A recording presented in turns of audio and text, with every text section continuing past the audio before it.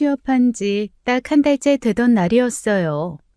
점심시간에 동료 3명과 함께 회사 근처 카페로 향했죠. 육아에 치여 살다가 겨우 얻은 직장이었습니다. 소소한 수다가 그렇게 반가울 수 없었어요. 카페 문을 열고 들어서는 순간 창가 자리에서 익숙한 뒷모습이 눈에 걸렸습니다. 신우이였어요. 친구들에게 둘러싸여 유난히 들뜬 목소리로 떠들고 있더라고요. 손에 뭔가를 들고 흔들고 있었죠. 차키였습니다. 저는 동료들에게 먼저 주문하라고 한 뒤 신우이 테이블 쪽으로 발걸음을 옮겼어요. 야, 우리 오빠가 이번에 제네시스 GV70 뽑아줬어. 검은색 풀옵션으로. 우리 오빠 알잖아. 원래 나한테 뭘 못해줘서 안달난 사람이야. 와, 대박. 네 오빠 진짜 능력 있다. 부럽다 진짜. 그치? 오빠가 나한테는 진짜 잘해. 그 대화가 또렷하게 들려왔어요. 제 남편이 신우이에게 차를 사줬다고요. 저도 모르게 걸음이 빨라졌습니다. 아가씨, 여기 웬일이에요? 근데 무슨 차 얘기예요? 태곤 씨가 아가씨한테 차를 사줬다고요?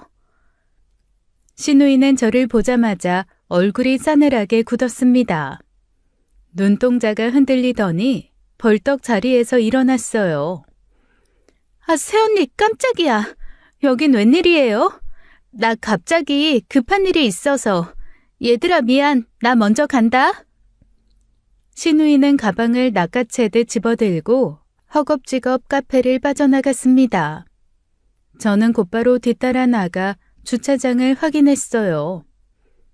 햇빛 아래 번쩍이는 검은색 제네시스가 보였죠. 신우이가 그 차문을 열고 올라타는 것을 똑똑히 목격했습니다. 신우이에게 가려 했지만 차는 굉음을 내며 급히 출발을 해버렸죠. 셋째가 발목이 부러져 응급실에 갔을 때가 떠올랐습니다.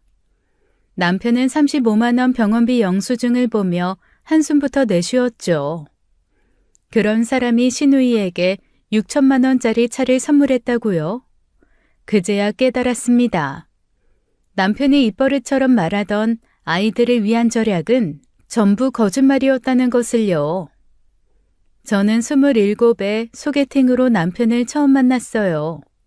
당시 남편은 중견건설회사 대리로 연봉 5천만 원 정도를 받고 있었죠.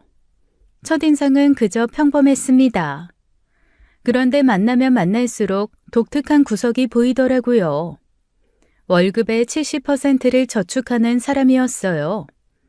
데이트 비용도 철저하게 관리했죠. 커피 한 잔도 쿠폰 있는 곳으로만 가더라고요. 밥을 먹어도 런치 특선만 고집했습니다. 영화는 꼭 조조 할인으로만 봤어요. 처음엔 솔직히 좀 답답했습니다. 그런데 어느 날 남편이 이런 말을 하더라고요. 나 돈 쓰는 거 되게 아까워해. 근데 이게 다 이유가 있어. 나중에 내 가정 꾸리면 애들한테 부족함 없이 해주고 싶거든.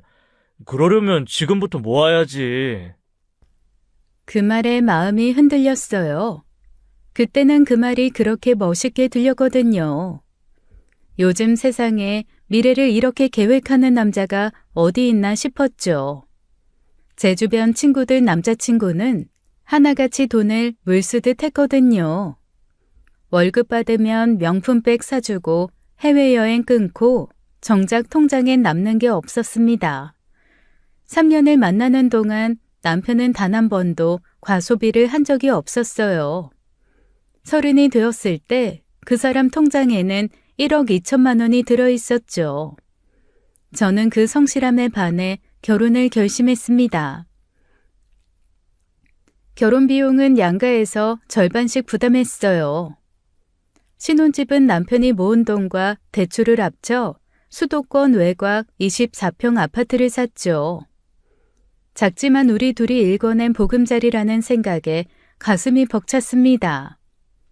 이 사람이랑이면 평생 안정적으로 살 수 있겠구나 싶었어요. 그리고 결혼 1년 차 되던 해였습니다. 임신 테스트기에서 두주를 확인하고 산부인과를 찾았죠. 초음파 검사 후 의사 선생님이 예상치 못한 말을 꺼냈어요. 어머님, 축하드려요. 근데 좀 놀라실 수도 있는데 아기가 3명이에요. 새쌍둥이입니다. 새쌍둥이라뇨. 기쁨보다 막막함이 먼저 밀려왔습니다. 집에 돌아와 남편에게 소식을 전하자 그 사람 입에서 나온 첫마디가 저를 멈칫하게 했어요. 새쌍둥이? 아, 진짜야? 아, 야, 근데 그럼 양육비가 3배잖아. 아, 야, 이 분유값만 해도 얼마야? 귀족이는 어린이집은 또 어떻게 보내? 축하한다는 말은 없었습니다. 임신 소식을 듣고 바로 한다는 게 손으로 계산기를 두드리는 표정이었어요. 그때 처음으로 불안한 기분이 스쳤죠. 저는 당시 중소기업 사무직으로 일하고 있었습니다. 그런데 새쌍둥이는 고위험 임신이었어요. 의사 선생님도 무리하지 말라고 신신당부했죠. 임신 5개월 차에 조기 진통 증상이 찾아왔습니다. 결국 휴직을 결심할 수밖에 없었어요. 휴직 이야기를 꺼내자 남편의 반응은 차가웠습니다. 아, 왜 벌써 그만둬? 출산 직전까지는 일해야지. 육아휴직하면 월급이 주는데, 아, 새쌍둥이 낳으면 돈이 얼마나 드는데 벌써부터 수입을 줄여? 새쌍둥이 임신은 조산 위험이 높았어요. 뱃속에 지 아이가 셋이나 있는데 그놈 눈에는 숫자만 보이는 것 같았어요. 임신 6개월 차 되던 날이었습니다.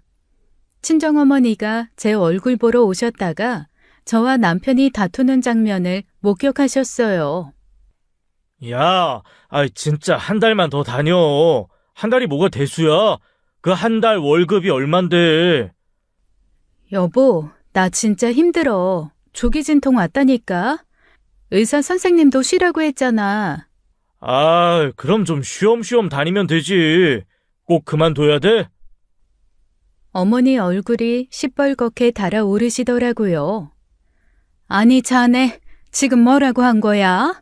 고위험 임신부한테 회사 다니라고? 우리 딸 뱃속에 애가 셋이야 셋. 자네 아이라고. 그러다가 애들한테 무슨 일 생기면 자네가 책임질 거야? 아, 어머니, 제 말은 그런 뜻으로 한 말이 아니라. 당장 일 그만하라고 해. 내일이라도 당장. 손주들한테 무슨 일 생기면 나 자네 가만 안 둬. 남편은 어머니 앞에서는 고개를 숙였습니다. 알겠다고 바로 그만두게 하겠다고 했죠. 그런데 남편은 어머니가 집으로 돌아가시자마자 태도가 달라졌어요. 아야, 그래도 육아휴직 신청 최대한 늦춰봐. 하루라도 더 다니면 그만큼 버는 거잖아. 휴직하면 150만 원뿐이 안 나오는 거 아니야?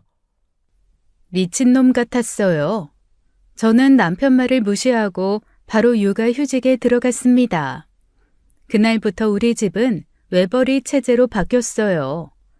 남편은 바로 생활비를 책정하더라고요. 앞으로 생활비는 월 120이야. 이 안에서 식비, 공과금, 생필품 다 해결해. 내가 계산해봤는데 충분히 가능해. 120만 원이요? 당장 태어날 아이가 셋인데 120만 원이라뇨. 저는 새쌍둥이 출산 준비물 비용을 요청했습니다. 아기 침대, 유모차, 카시트, 기본적인 것들이 필요했거든요. 그런 걸 왜 새 걸로 사? 당근마켓에 널렸어. 뭐 아니면 주변에 물려받으면 되지. 어차피 애들은 커서 금방 못 쓰는 거잖아. 결국 아기 침대도 유모차도 카시트도 전부 중고로 구했습니다. 당근마켓을 뒤지고 지인들에게 사정해서 물려받았어요. 새 물건이라고는 기저귀와 분유뿐이었죠. 그때는 그래도 이해하려고 노력했습니다. 남편이 혼자 벌어서 5 식구를 먹여 살리니 힘들겠다고요. 이게 합리적인 지출이라고 생각했습니다. 지금 생각하면 참 바보 같았어요. 새 거를 안 사서 그런 생각을 하냐고요? 아니요. 아주 다른 의미로 제가 바보 같았습니다. 임신 35주 차에 제왕절개로 아이들을 낳았어요. 첫째 2.3kg, 둘째 2.1kg, 셋째 2.0kg. 세 아이 모두 저체중이었어요. 인큐베이터에서 2주를 보내야 했죠. 아이들이 유리상자 안에 누워있는 모습을 볼 때마다 눈물이 났습니다. 작은 손가락 하나하나가 너무 여리고 가녀렸어요. 제발 건강하게만 자라다오. 매일 그렇게 빌었죠. 2주 후 아이들이 퇴원하던 날 병원비 청구서가 나왔습니다. 총 800만 원이었어요. 남편은 청구서를 한참 들여다보더니 깊은 한숨을 내쉬었죠. 800만 원이라니.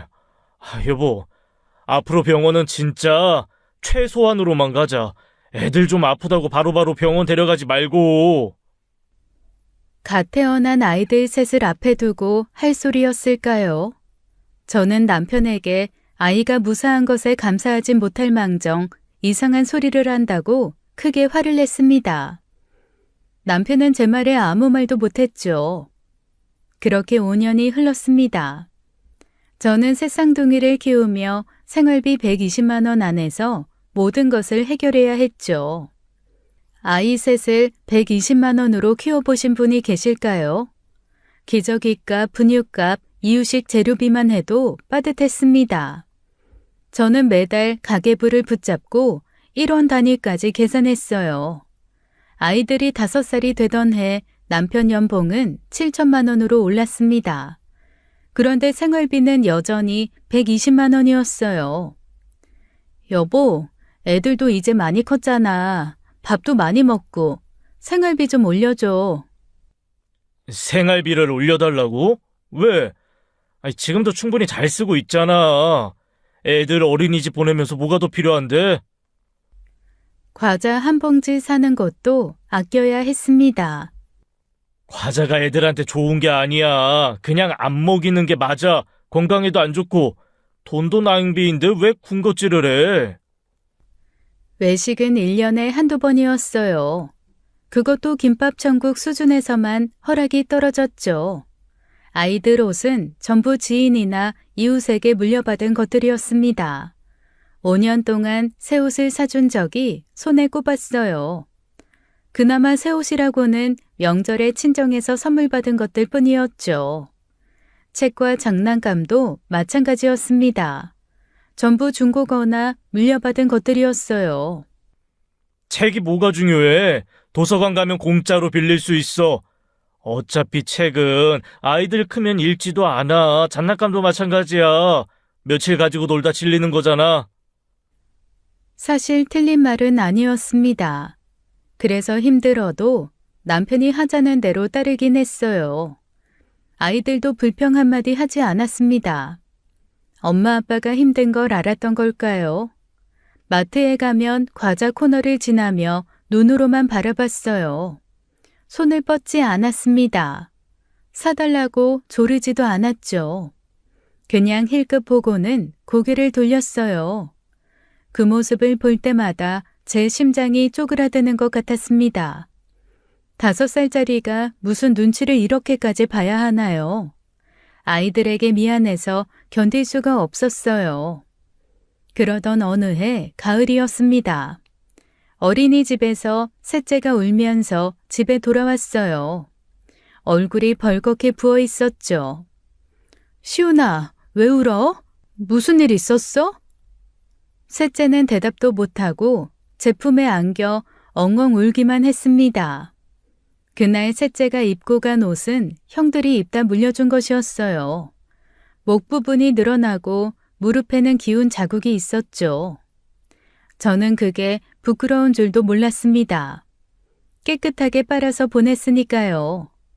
한참을 달래고 나서야 셋째가 입을 열었어요. 엄마, 나 거지야? 뭐? 무슨 소리야? 시훈아, 누가 그런 말 했어? 친구가 그랬어. 너 거지야? 왜 맨날 이상한 옷만 입냐고. 다른 애들도 다 웃었어. 그 말을 듣는 순간 눈앞이 흐려졌습니다. 5살짜리가 친구들 앞에서 얼마나 창피했을까요? 그날따라 친정어머니가 손주들 보러 와 계셨어요. 어머니는 셋째를 무릎에 앉히고 자초지종을 들으셨죠. 듣는 내내 어머니 얼굴이 점점 굳어갔습니다. 체리나, 오서방 몇 시에 들어와?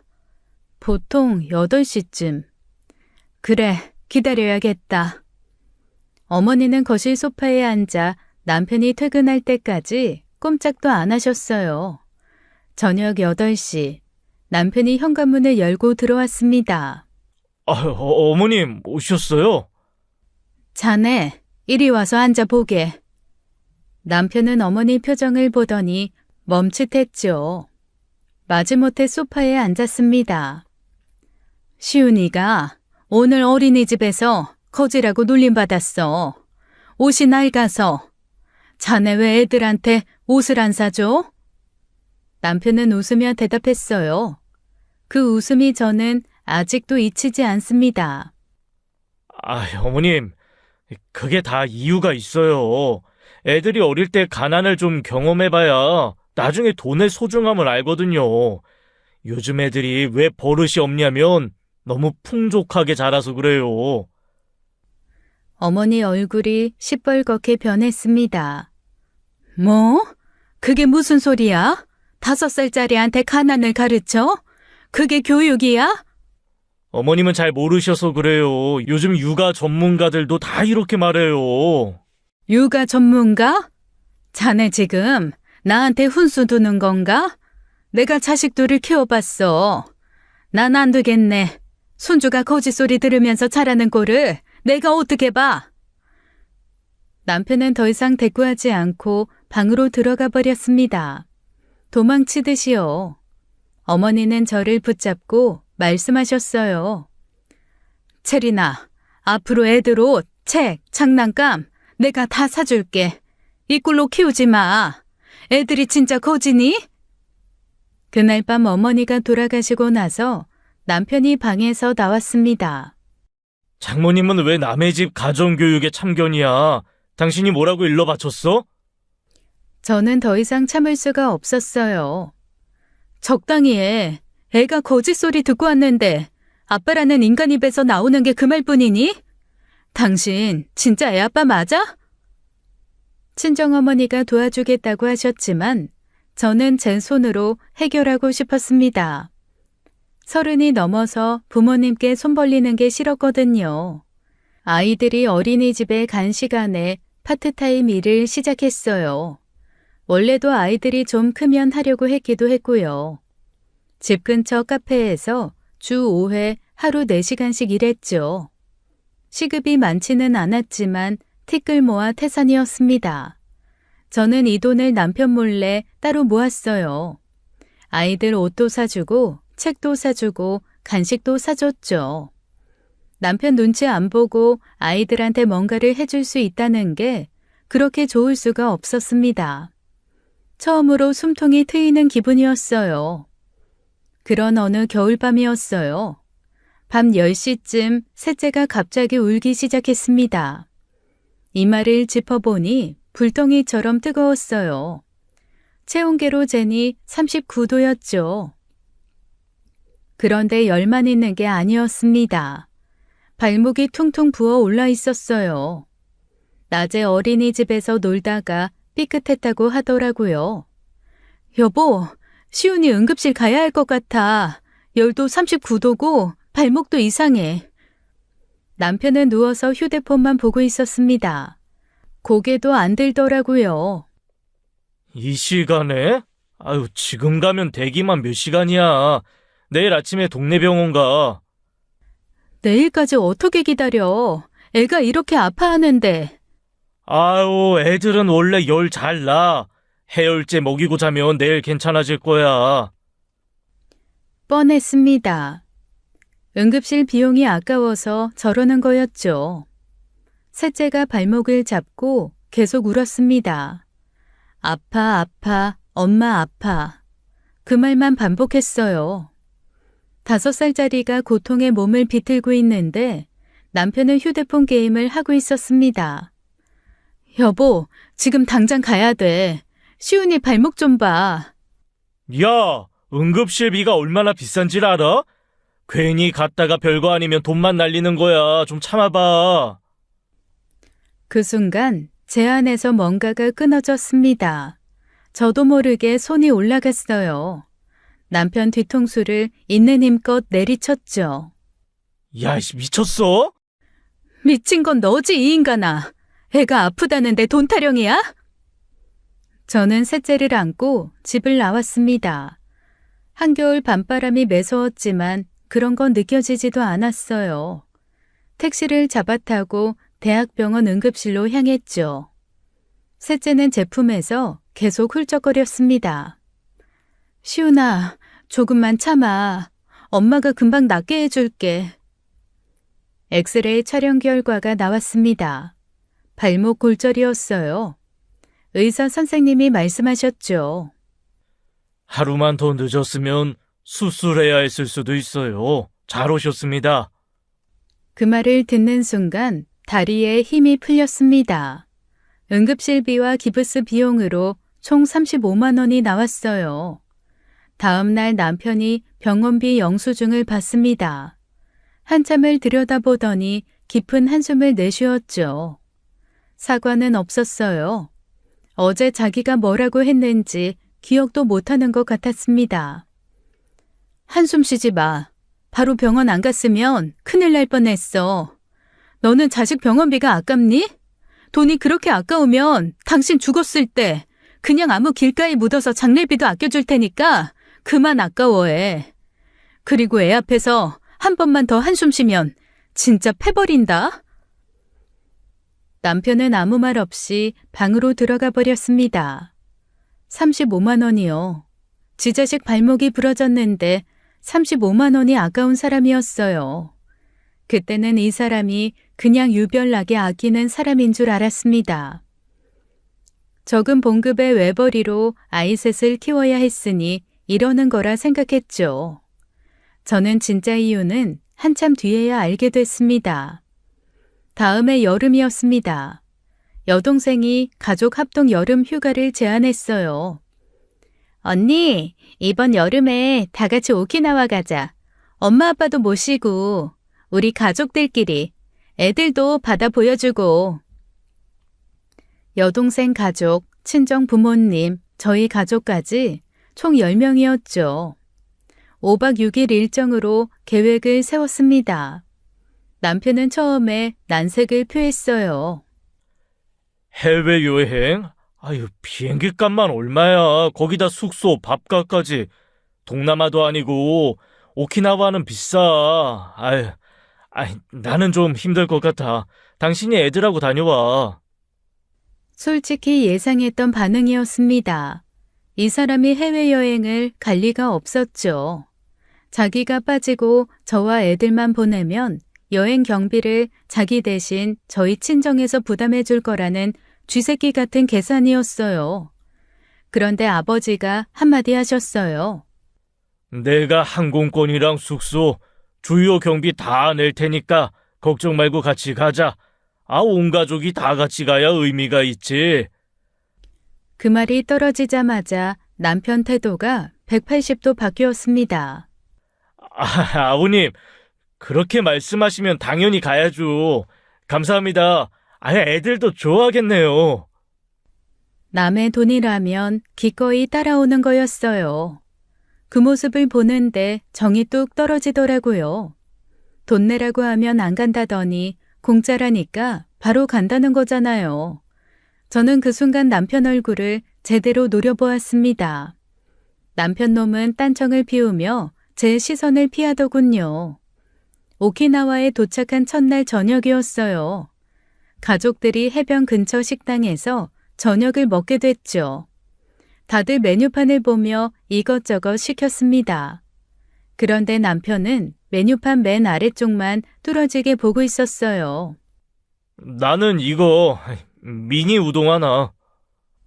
메뉴판에서 가장 싼 거였죠. 여동생이 저를 슬쩍 쳐다봤어요. 저는 못 본 척 했습니다. 둘째 날은 수족관에 갔어요. 입장료를 결제할 때였죠. 제부가 지갑을 꺼내려는데 남편이 슬쩍 뒤로 빠지는 거예요. 화장실 간다며 사라져버렸습니다. 결국 제부가 10명 입장료를 전부 계산했죠.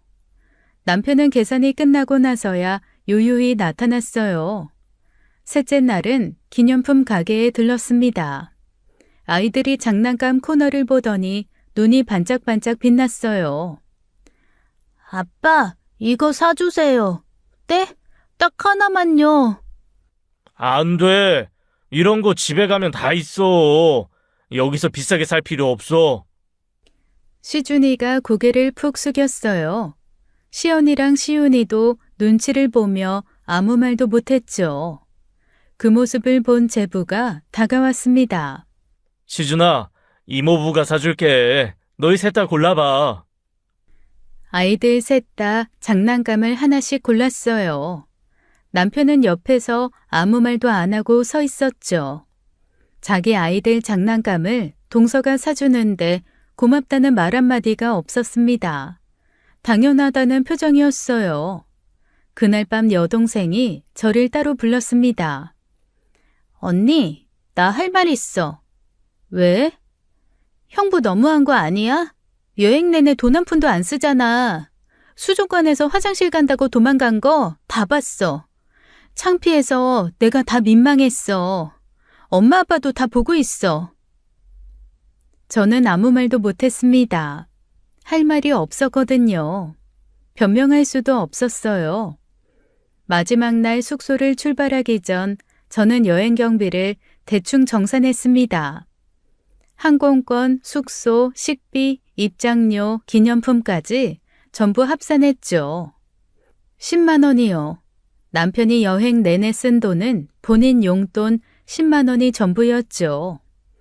그것도 자기 입에 들어간 음료수 값이랑 과자 값이었습니다. 돌아오는 비행기 안에서 저는 창밖만 바라봤어요. 여행 내내 돈 한 푼 안 쓰려고 요리조리 도망다니던 남편. 자기 아이들 장난감도 제부한테 사게 만든 남편. 그 사람 옆에 앉아 있는 게 너무 창피했습니다. 정이 뚝뚝 떨어져 나가는 소리가 들리는 것 같았어요. 오키나와 여행 후 저는 결심했습니다. 본격적으로 정규직 취업 준비를 시작했어요. 카페 파트타임만으로는 한계가 있었거든요. 남편한테 손 벌리지 않고 아이들 뒷바라지를 하려면 제대로 된 직장이 필요했습니다. 이력서를 10군데 넘게 넣었어요. 하지만 경력 단절 7년차 주부를 받아주는 곳이 많지 않았습니다. 면접에서 떨어지기를 반복했죠. 아이가 셋이라고 하면 면접관 표정이 바뀌더라고요. 아, 셋쌍둥이요? 그럼 아이가 아프면 어떻게 하실 거예요? 그 질문 앞에서 저는 매번 말문이 막혔습니다. 그런데 아주 운 좋게 한 군데서 연락이 왔어요. 집에서 도보 10분 거리에 있는 소규모 무역회사였습니다. 격리직이었어요. 연봉은 2,800만 원으로 크지 않았지만 사장님이 좋은 분이었어요. 채린 씨도 아이 키우는 엄마라고요? 아들 셋 보는 게 얼마나 힘들겠어. 나도 애 둘 키우면서 일했어요. 얼마나 힘든지 다 알아요. 어린이집 시간 맞춰서 출퇴근해도 돼요. 눈물이 날 뻔했습니다. 세상에 이런 사장님도 있구나 싶었죠. 드디어 제 이름으로 된 월급이 들어오는구나 가슴이 벅찼어요. 취업한 지 딱 한 달째 되던 날이었습니다. 점심시간에 동료들과 회사 근처 카페에 갔다가 신우이를 목격했어요. 창가에서 친구들한테 차키를 흔들며 자랑하고 있었죠. 오빠한테 제네시스 GV70 받았다고요. 제가 다가가자 신우이는 도망치듯 카페를 빠져나갔습니다. 주차장에서 검은색 제네시스에 올라타는 것을 똑똑히 봤어요. 번쩍번쩍 빛나는 새 차였습니다. 저는 바로 남편에게 전화했어요. 여보, 나야. 아가씨 차 바꿨어? 어? 왜? 왜긴 뭐가 왜야. 방금 카페에서 아가씨 봤어. 친구들한테 오빠한테 제네시스 받았다고 자랑하던데 그거 당신이 사준 거야? 그거. 민정이 차가 10년 넘었잖아. 애들 학원 태워다 주려면 차가 있어야 되는데 너무 낡아서 바꿔줬어. 와, 정말 미친 새끼인 줄 알았어요. 진짜 미친놈이라고 쌍욕이 올라왔습니다. 그동안 돈 아낀다고 남편은 아이들에게 치킨 한 번 사준 적이 없어요. 있네요. 시장에서 파는 6,000원짜리 옛날 통닭 한 마리요. 그러면서 태연하게 말하더라고요. 마치 당연한 일인 것처럼요. 제가 모르는 사이에 6천만 원짜리 차를 동생한테 사줬으면서 아무렇지도 않은 거예요. 뭐? 6천만 원짜리 차를 사줬다고? 당신 지금 장난해? 우리 애들 치킨 한 마리도 안 사주면서 동생한테 6천만 원을 써? 야, 지금 나 일하는 중이야. 나중에 얘기하자. 뚜. 일방적으로 전화를 끊어버렸습니다. 저는 전화기를 쥔 채 멍하니 서 있었어요. 머릿속에서 계산기를 두드렸습니다. 남편 연봉이 7천만 원이었어요. 거기서 세금 떼고 대출 갚고 생활비 주고 나면 남는 게 얼마나 된다고요. 아무리 계산해도 6천만 원이 안 나왔습니다. 그 돈이 대체 어디서 났을까요? 남편에게 제가 모르는 돈이 있다는 결론이 0.1초 만에 나왔습니다. 멍멍이 새끼라고 그 자리에 서서 크게 소리를 질렀어요. 지나가는 사람들이 저를 쳐다봤죠. 저는 바로 사장님에게 상황을 설명하고는 오후 반차를 냈습니다. 사장님도 어이없어 하시며 감정을 앞세워 남편을 그냥 조지지 말고 일단 증거부터 잘 찾아보라고 조언을 해주셨죠. 집으로 돌아오는 내내 머릿속이 복잡했어요. 6천만 원짜리 차를 어떻게 사줬을까? 분명히 뭔가 있다는 확신이 들었죠. 집에 도착하자마자 남편 방으로 향했습니다. 저는 아들 셋과 안방에서 같이 자고 있었어요. 남편은 출산 직후부터 작은 방에서 혼자 자고 있었죠. 아이들 울음소리에 잠을 못 자겠다는 이유였습니다. 그때부터 벌써 6년째 따로 자고 있었어요. 저는 남편 방 책상 서랍부터 뒤지기 시작했습니다. 옷장도 열어보고 책꽂이 사이사이도 확인했어요. 뭐라도 나와라 그런 심정이었죠. 책상 서랍 맨 아래 칸을 열었을 때였습니다. 서류 봉투 하나가 눈에 들어왔어요. 봉투를 열어보니 안에 대출 약정서가 들어있었습니다. 대출 금액 1억 원, 대출 이자 6개월 전, 대출 기간 5년. 1억이요? 저한테 한마디 상의도 없이 1억을 대출받은 거예요. 손이 떨렸습니다. 저는 바로 휴대폰을 꺼내 대출 약정서를 촬영해뒀어요. 증거는 남겨둬야 했으니까요. 저녁 8시에 남편이 퇴근했습니다. 저는 현관에서 남편을 기다리고 있었어요. 남편이 신발을 벗자마자 대출 약정서를 들이밀었죠. 이게 뭐야? 남편은 서류를 보더니 얼굴이 굳었습니다. 이걸 왜 네가 갖고 있어? 내 방 뒤졌어? 그게 중요해? 1억을 대출받았으면서 나한테 말도 안 했어? 그건 민정이가 카페 창업한다고 해서 빌려준 거야. 걔 신용도로는 3천뿐이 안 나온다고 해서 동생이 사업 시작하는데 오빠가 도와줘야지. 카페 창업이요? 6천만 원짜리 차에 1억 대출까지. 오늘 하루 만에 알아낸 신우이한테 들어간 돈이 1억 6천만 원이었습니다. 뭐? 배우자 동의도 없이 1억을 빌려줬다고? 당신 미쳤어? 야, 내 동생이야. 남도 아니고.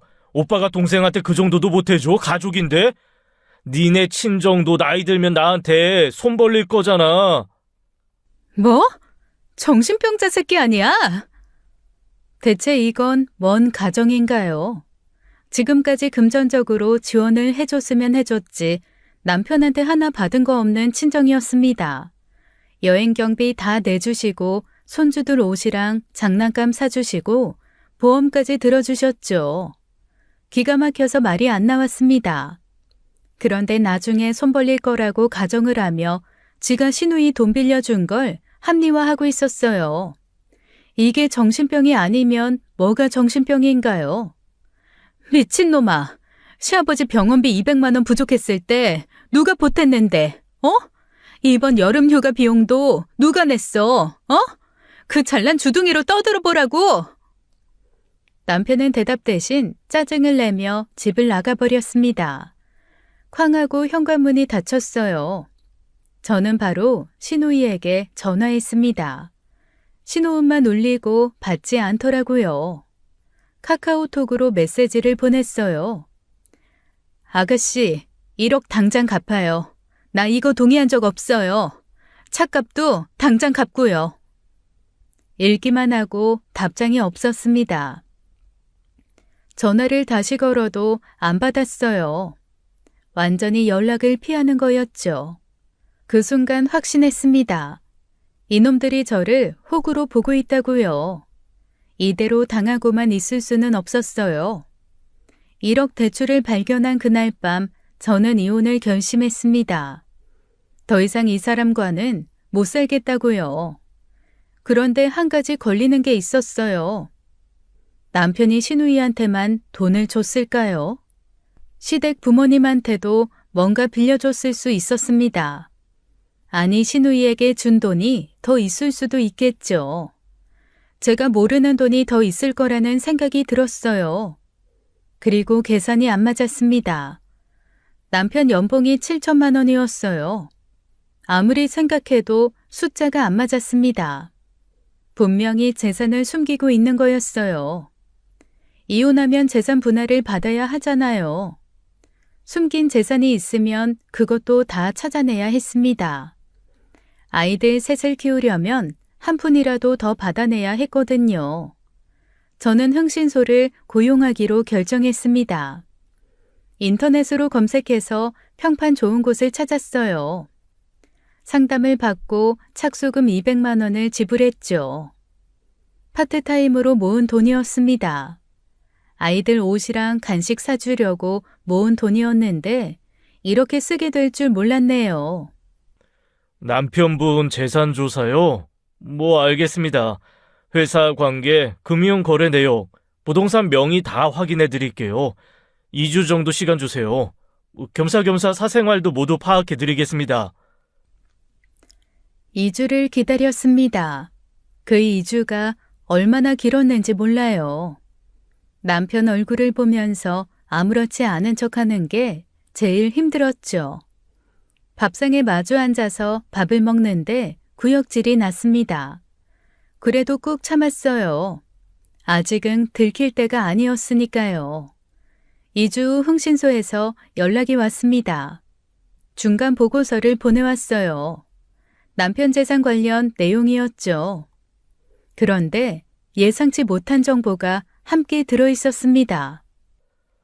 조사 중에 남편분이랑 여동생분이 자주 만나시더라고요.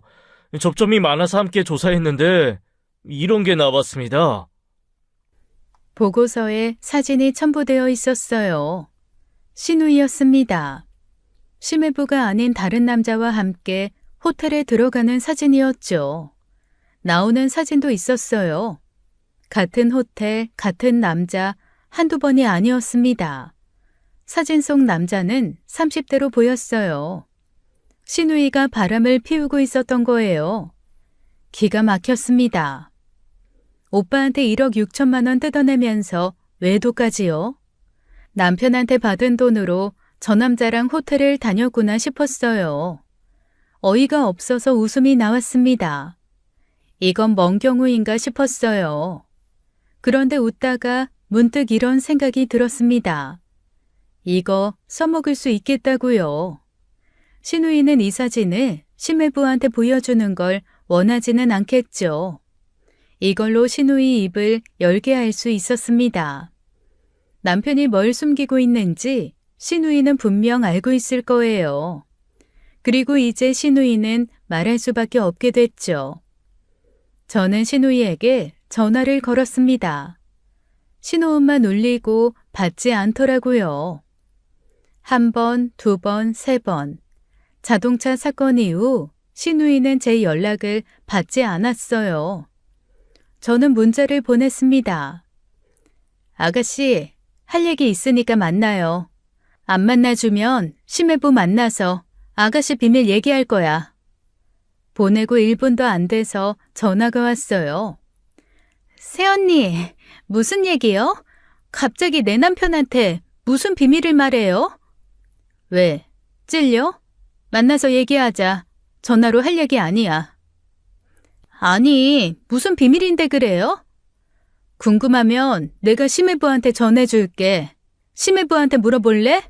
내가 무슨 말 했는지? 됐어요. 알았어요. 만나요, 만나. 어디로 갈까요? 사람 참 단순하더라고요. 심해부 이름 석자에 바로 꼬리를 내렸어요. 찔리는 게 있으니까 저렇게 급하게 나오는 거였죠.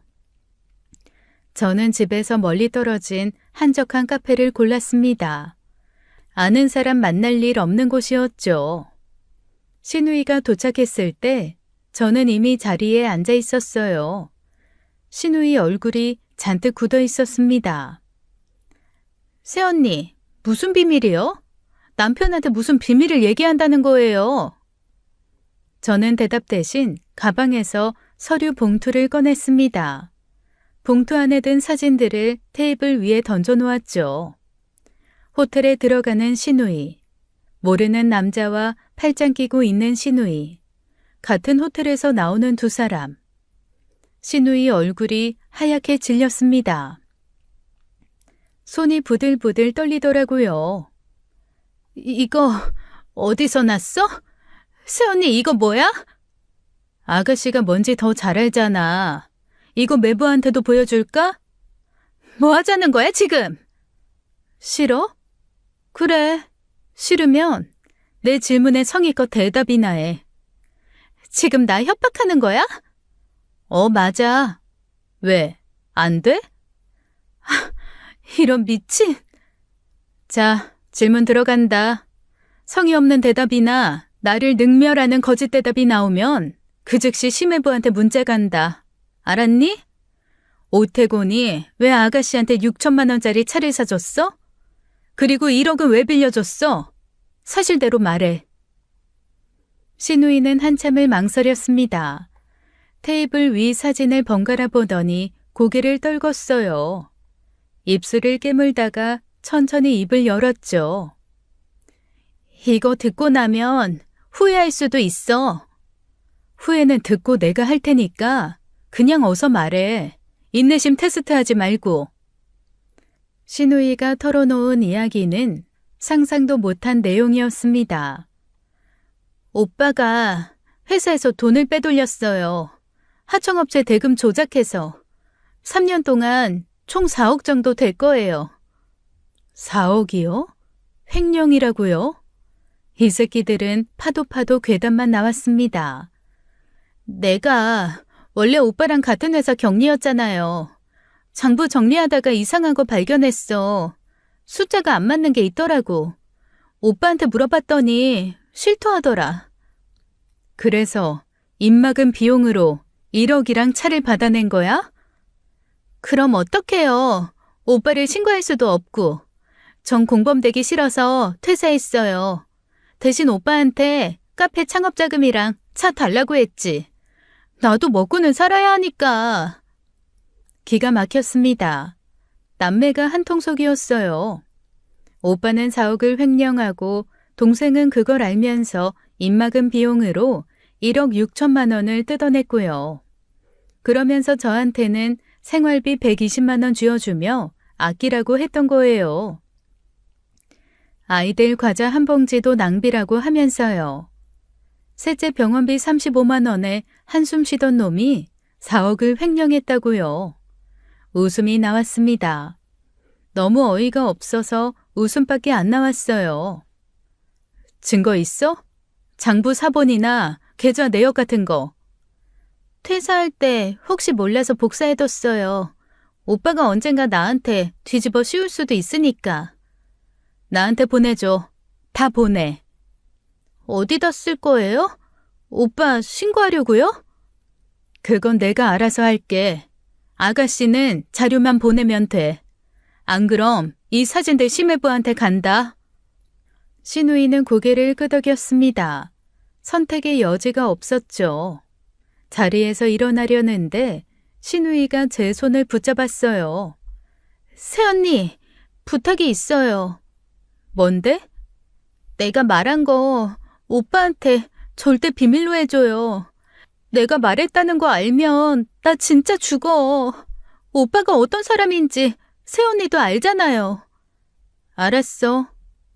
그리고 그 사진, 그것도 남편한테 절대 보내지 마요. 제발, 나 이혼하면 진짜 끝이야.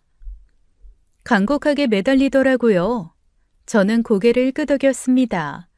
알겠다고, 비밀 지켜주겠다고요. 신우이와 헤어지고 집으로 돌아왔습니다. 다음날 카카오톡으로 파일이 도착했어요. 장부 사본, 계좌 이체 내역, 남편과 신우이가 주고받은 문자 캡처까지. 신우이가 약속한 대로 다 보내줬죠. 증거가 확실했습니다. 저는 받은 자료를 전부 USB에 백업했어요. 클라우드에도 따로 저장해뒀죠. 이 새끼가 어떻게든 증거를 없애려 할 테니까요. 그 다음 할 일은 변호사를 찾는 거였습니다. 인터넷으로 이혼 전문 변호사를 검색했어요. 후기 좋은 곳으로 골라서 상담 예약을 잡았죠.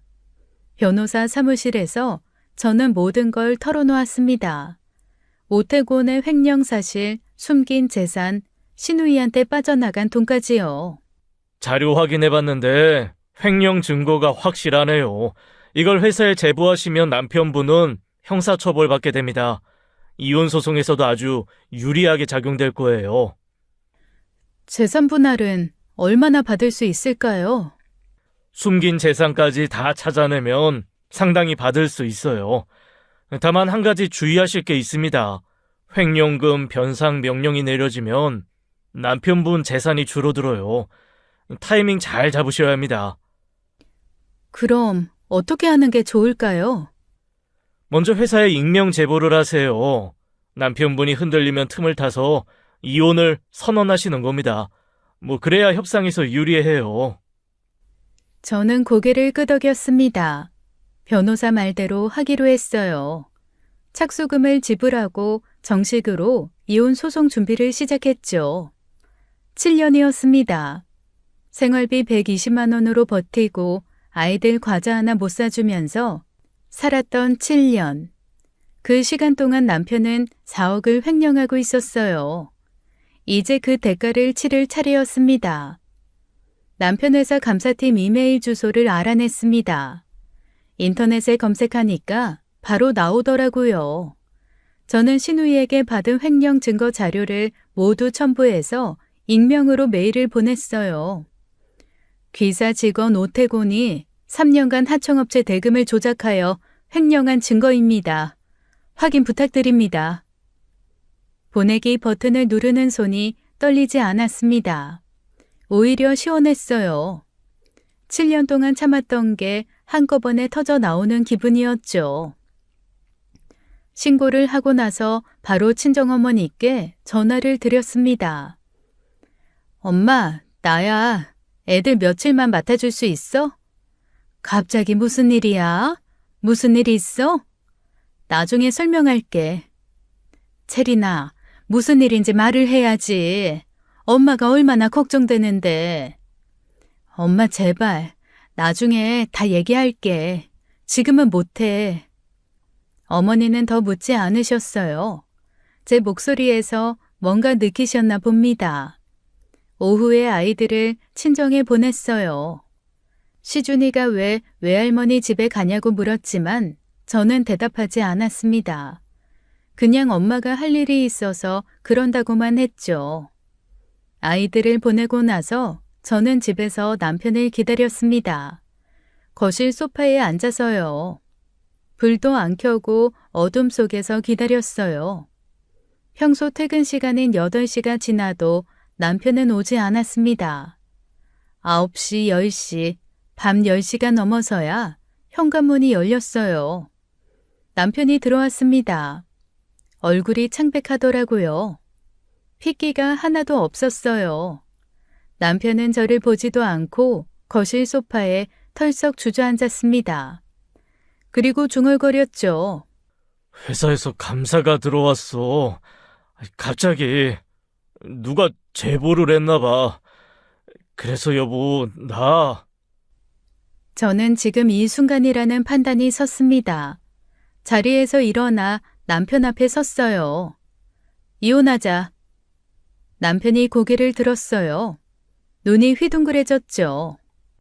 뭐? 갑자기 무슨 소리야? 야, 나 지금 회사에서 큰일 났는데 이혼은 무슨 이혼이야? 내가 너희 먹여 살리려고 얼마나 고생했는데. 너 혼자 먹고 살려고 고생한 거지. 뭐? 넌 지금도 뭐 이상한 거 못 느끼냐? 무슨 소리야? 이 시간에 집에 애들이 없는데 아빠라는 새끼가 그걸 몰라? 걔게. 됐다. 그만하자. 저는 준비해둔 자료를 꺼냈습니다. 흥신소에서 받은 카드 내역서였어요. 남편이 횡령한 돈으로 고급 레스토랑, 골프장, 해외여행을 다닌 기록이었죠. 가족 먹여 살린다면서 혼자 이렇게 호의호식했어? 남편 얼굴이 굳어졌습니다. 이거 어디서 났어? 어떻게 알았어? 아가씨한테 다 들었어. 횡령한 거. 4억. 다 알아. 저는 작은 방으로 들어갔습니다. 남편 게임기를 들고 나왔어요. 남편이 그렇게 아껴하던 게임기였어요. 아들들은 만지지도 못하게 하던 거였죠. 저는 그걸로 남편 머리통을 후려쳤습니다. 퍽 소리가 나며 게임기가 한쪽이 부셔져 플라스틱 쪼가리가 거실에 튀었죠. 내 머리! 야, 너 미쳤어? 미친 건 너지. 애들한테는 과자 한 봉지도 아까워하면서 혼자 골프 치러 다니셨어? 혼자 호텔 뷔페를 김밥 천국 다니듯 다니고? 참, 너 같은 인간은 산소가 아깝다. 뭐? 다시 말해봐. 가난해야 돈의 소중함을 안다고? 이 쓰레기 새끼야. 저는 게임기로 계속 때렸습니다. 어깨, 등, 머리. 닥치는 대로 내리쳤어요. 게임기가 박살이 났습니다.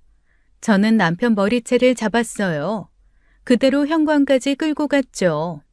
문을 열고 밖으로 내던졌습니다. 꺼져. 다시는 이 집에 발도 들이지 마. 또 찾아오면 그땐 나도 게임기 안 들어. 다른 걸 들지. 쾅. 문을 닫았어요. 손이 떨렸습니다. 남편을 내쫓고 30분쯤 지났을 때였습니다. 휴대폰이 울렸어요. 화면에 신우이 이름이 떴죠. 받지 않았습니다. 왜 비밀을 안 지켰냐고 따질 게 뻔했거든요. 신호음이 끊기자마자 다시 전화가 왔어요. 또 안 받았습니다. 연속으로 5통의 부재중 전화가 쌓였어요. 카카오톡 메시지도 쏟아졌죠. 전화 받아. 오빠한테 내가 말했다고 했어요? 새언니 진짜 왜 이래요? 나 어떻게 하라고? 전부 무시했습니다. 신우이 인생이 망하는 건 내 알바가 아니었거든요. 저는 안방 옷장에서 캐리어를 꺼냈어요. 아이들 옷, 제 옷, 중요 서류, 노트북. 당장 필요한 것들만 챙겨 넣었습니다. 이 집에서 더 이상 살 생각이 없었어요. 7년 동안 살았지만 정든 구석이 없더라고요. 생활비 120만 원으로 쪼들리며 살았던 기억밖에 없었습니다. 밤 12시에 택시를 잡았어요. 아이들이 있는 친정으로 향했죠. 택시 안에서 창밖을 바라봤습니다. 서울 야경이 흐르는데 눈물이 나더라고요. 서러워서 우는 게 아니었어요. 후련해서 눈물이 났습니다. 친정에 도착하니 어머니가 현관에서 기다리고 계셨어요. 제 얼굴을 보시더니 아무 말 없이 안아주셨죠. 저는 거실에 앉아서 모든 걸 털어놓았습니다. 남편이 회사에서 4억을 빼돌리면서 혼자 호의호식했던 것까지요. 어머니 얼굴이 점점 굳어지셨어요. 다 듣고 나시더니 눈물을 흘리셨습니다. 체리나, 왜 지금까지 말을 안 했어? 엄마가 얼마나 속상한지 알아? 우리 딸이 그렇게 고생하는 줄도 모르고. 엄마, 미안해. 말 못했어. 창피하기도 하고. 이혼해. 그 인간이랑 더 이상 살 필요 없어. 엄마 아빠가 다 도와줄게. 어머니는 제 이혼 결정을 전폭 지지해 주셨어요. 아버지도 마찬가지였죠. 그날 밤 저는 아이들 사이에 누워서 잠들었습니다. 오랜만에 편하게 잤어요. 다음 날 오전 저는 변호사에게 연락했습니다. 변호사님, 이혼 소송 정식으로 진행해 주세요. 신우이한테 빠져나간 돈, 남편이 숨긴 자산 전부 추적해서 재산 분할에 반영해 주세요. 알겠습니다. 바로 진행하겠습니다. 남편은 완전히 궁지에 몰렸습니다. 회사 감사조사와 이혼 소송이 동시에 진행됐거든요. 도망칠 구멍이 없었어요. 이혼 소송이 시작되고 저는 심해부에게 연락을 했습니다. 심해부와는 명절 때 얼굴 보는 사이였죠. 개인적으로 연락한 적은 한 번도 없었습니다. 아주머님, 무슨 일이세요? 갑자기 연락 주시고. 매부, 드릴 말씀이 있어서요.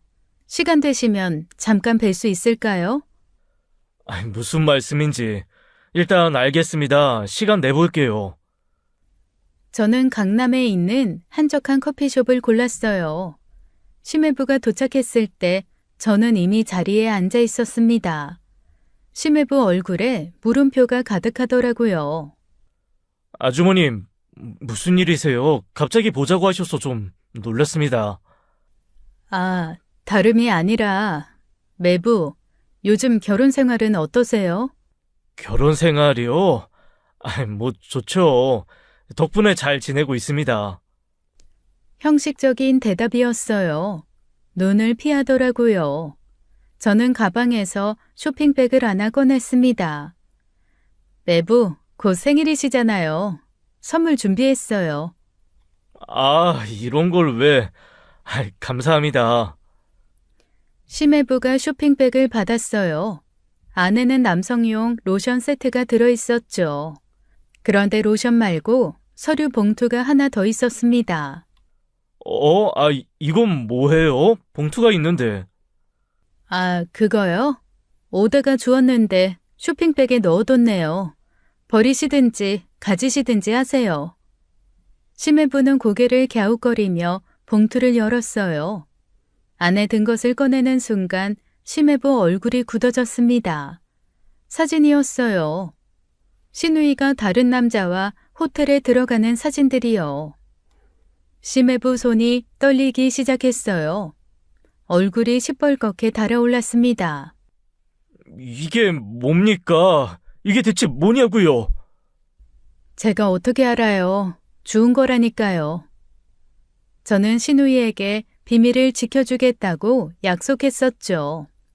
그래서 직접 말하지는 않았습니다. 그냥 서류를 잃어버렸고 심해부가 주운 것뿐이에요. 약속을 어긴 건 아니었죠.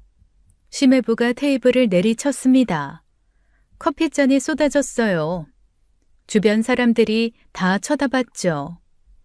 저는 자리에서 일어났습니다. 저는 이만 갈게요. 힘내세요, 매부. 커피숍을 나오면서 뒤를 돌아봤어요. 심해부가 사진을 부여잡고 부들부들 떨고 있었습니다. 신우이에게 곧 연락이 가겠죠. 이혼 소송은 6개월 만에 재승소로 끝났습니다. 재산분할로 아파트 지분과 남편 명의 적금 등 총 2억 8천만 원 상당을 받아냈어요. 위자료는 5천만 원이 추가로 인정됐죠. 양육비는 월 250만 원씩 지급하라는 판결이 났습니다. 남편 회사 감사 결과도 나왔어요. 횡령 총액 4억 2천만 원이 확정됐죠. 회사는 남편을 즉시 해고했습니다. 횡령금 전액 변상과 함께 형사고발 절차를 진행했어요. 남편은 업무상 횡령죄로 기소됐습니다. 1심에서 징역 2년 6개월 실형을 선고받았어요. 법정에서 남편이 고개를 떨구는 모습을 봤죠. 동정심은 1도 들지 않았습니다. 신우이도 무사하지 못했어요. 횡령 공범 및 은닉 혐의로 조사를 받았죠. 징역 1년, 집행유예 2년을 선고받았습니다. 카페는 문을 닫았고 그 번쩍이던 제네시스도 팔아야 했어요. 남편은 횡령금 변상 명령으로 4억 2천만 원을 갚아야 했습니다. 집과 차를 팔아도 부족했어요. 순식간에 빚더미에 앉았죠. 남편과 신우이는 서로를 탓하며 크게 다퉜습니다. 네가 입을 안 열었으면 이렇게 안 됐어. 다 네 때문이야. 뭐? 오빠가 횡령을 안 했으면 됐잖아. 나한테 왜 화풀이야? 결국 두 사람은 완전히 의절했어요. 피를 나눈 남매가 원수가 됐죠. 시부모님도 충격을 받으셨습니다. 아들과 딸이 공범이었다는 사실에 기가 막히셨어요. 시어머니가 신우이에게 전화해서 소리를 질렀다고 하더라고요. 너는 왜 오빠를 신고 안 하고 돈만 뜯었어? 네가 그때 말했으면 이 지경까지 안 왔어. 시댁 가족 단체 카톡방이 폭발했습니다. 욕설과 비난이 오갔어요. 결국 시부모님은 모두와 연락을 끊으셨죠. 가족이 완전히 박살난 거였어요. 심해부도 행동에 나섰어요. 제가 전해준 외도 증거를 확인한 후 바로 이혼 소송을 제기했죠. 며칠 후 심해부에게서 연락이 왔습니다.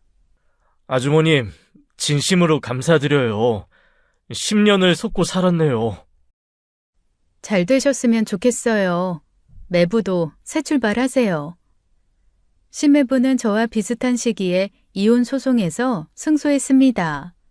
신우이는 외도 증거 앞에서 아무 말도 못했다고 하더라고요. 남편은 감옥에 갔어요. 신우이는 이혼당하고 전과자가 됐죠. 시댁 가족은 완전히 무너졌습니다. 7년 동안 저를 호구로 본 대가였어요. 저는 친정 근처로 이사해서 아이들과 새 생활을 시작했습니다. 작은 아파트였지만 우리만의 공간이었어요. 이전 직장에서 정규직으로 계속 일하고 있습니다. 연봉이 3,200만 원으로 올랐어요. 넉넉하지는 않지만 충분했죠. 주말에는 아이들과 외식도 합니다. 마트에서 아이들이 원하는 과자도 사줘요. 더 이상 눈치 볼 사람이 없었거든요. 어느 날 셋째에게 새 운동화를 사줬습니다. 시훈이가 운동화를 신고 거실을 뛰어다니더라고요. 그 모습을 보는데 처음으로 마음이 편해졌어요. 친정어머니가 저와 손주들을 보시며 말씀하셨습니다. 이제야 제 얼굴에 웃음이 돌아왔다고요. 그제야 깨달았습니다. 진정한 가난은 돈이 없는 것이 아니었어요.